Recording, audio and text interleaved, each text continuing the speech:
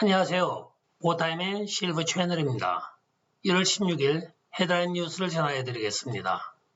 오타임의 FBI의 보고서에 의하면 1월 17일부터 20일 사이에 대규모 무장 시위운동이 전국적으로 있을 거라고 발표되고 있습니다.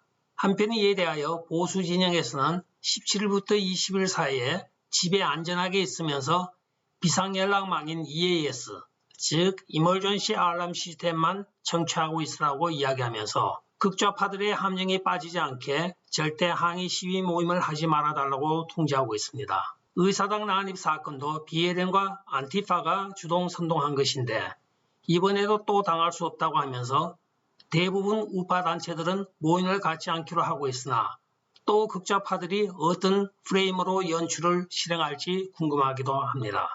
이란이 조 바이든이 정권을 잡으면 오바마 때와 같은 무조건적인 JCPOA를 기대하며 경제제재 완화와 원조를 기대하고 있는 것으로 보여집니다. 오바마 행정부 때 JCPOA, 즉 Joint Comprehensive Plan of Act라는 비핵화 조건부의 조약에 의하여 천문학적으로 원조를 요구할 것으로 추정되어진다고 하고 있으며 한편 JCPOA로 오바마 정부 때 받은 돈의 일부의 리베이트가 이번 이탈리아 게이트에 사용되어 미국 선거에 이탈리아가 개입하게 된 것입니다. 한편 이란은 농축 우레니움을 20%까지 높이며 이것은 핵탄두 원료로 사용이 가능하게 됩니다. 마헤드 라반치라는 이란 유엔 대사가 이미 조 바이든 측으로부터 긍정적인 답변을 받았다고 이야기하고 있으며 이에 대하여 한편 도널드 트럼프 대통령 때에는 도널드 트럼프 대통령이 평온을 가져다 주지도 않았고 평화를 가져다 주지도 않았으며 결코 그렇게 되지도 않을 거라고 하며 이란의 핵 프로그램을 삭감하여 그들에게 큰 타격을 준 바 있습니다. 또한 도널드 트럼프 대통령이 말하기를 오바마 행정부가 막대한 수십억 달러를 테러 정권에 보낸 것을 비난하였으며 이 돈이 중동의 테러와 폭력을 후원하는 데만 사용되었다고 지적한 바 있습니다.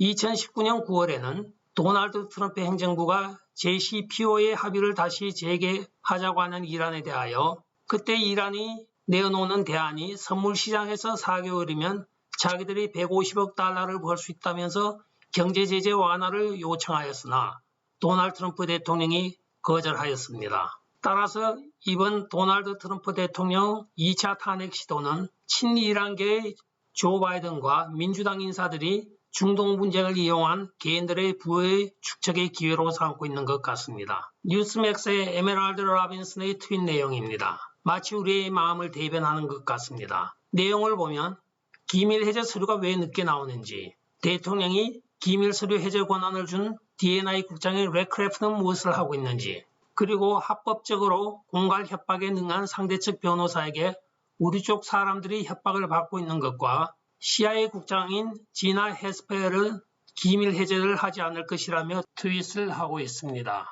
지난번에 말씀드렸던 미국의 선서지킴이 단체가 전 현지 군, 경찰, 응급구조대원으로 조직된 비당파적인 조직으로 모든 군과 경찰이 외국 및 국내의 모든 적에 맞서 헌법을 수호할 것을 맹세에 서약합니다. 헌법 6조에 명시된 선서는 정치인이 아닌 헌법에 대한 것이며 영장 없이 하는 수색이나 배심원을 배제한 재판 등에 의한 미국인을 수감하거나 하는 것에 불응할 것을 선서한 단체입니다.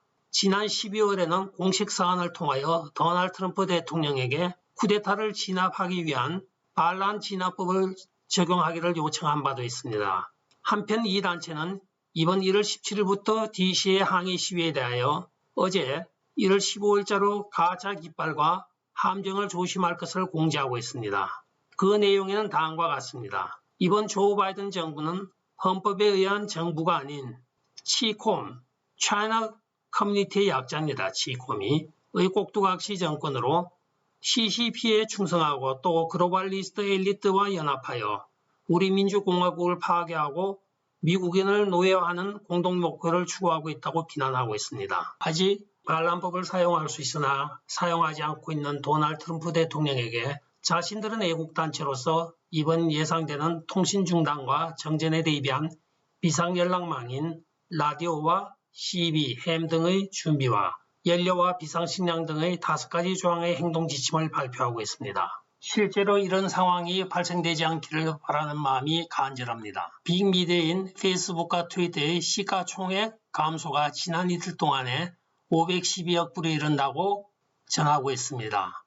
이 하락은 도널드 트럼프 대통령의 계정 삭제 후에 발생된 지속되는 주가 하락이며 페이스북과 트위터의 투자자들은 노스다코타에서 이 두 회사에게 주가 손실을 가져온 원인 제공에 따른 소송을 진행할 수 있게 되었습니다. 한편 노스다코타에서는 헌법에 의한 주법이라고 명시하고 있으므로 국방수권법에 포함되었던 230조항인 면책조항보다 상위법인 헌법의 명기를 분명히 하고 있습니다. 따라서 중동의 테러국인 이란 대통령의 협박 공갈 SNS는 그냥 두고 자국의 대통령 계정을 폐쇄한 두 회사의 미래가 기대되어집니다. 마지막으로 믿거나 말거나 뉴스를 전해드리겠습니다. 리누스 변호사의 인터뷰에 의하면 2만 5천의 병력이 DC에 포진하고 있으며 폭동 통제를 가장하고 있으나 전국적으로 더 많은 군대가 주요 민주당 도시로부터 1시간 내 거리에 대기하고 있다고 합니다.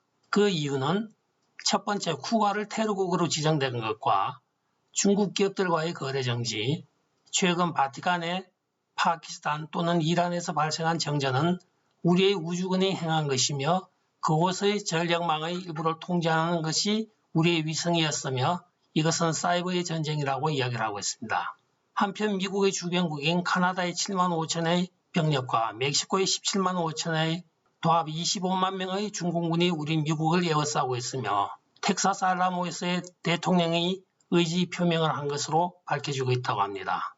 도널드 트럼프 대통령 자신이 진짜 국민이 선출한 대통령임을 입증하기 위하여 대중들 앞에 나설 것이라고 이야기하면서 오클라호마 시장이 월요일부터 반란 진압법이 시행되며 그 도시에서 체포가 시작되고 수많은 시들 중 체포 작전의 시작의 신호가 된다고 하고 있습니다. 이번 선거는 중국이 사이버를 통하여 표를 도널드 트럼프 대통령에서 조 바이든으로 옮긴 것에 대한 보고서가 이미 제출되어 있고 또한 코로나는 우리 경제 마비와 DVS를 통한 메일인 보팅 작전의 생화학적 공격이었다고 이야기를 하고 있습니다. 끝까지 시청해 주셔서 감사합니다. 좋아요, 구독, 알림 그리고 공유 부탁드리겠습니다. 안녕히 계십시오.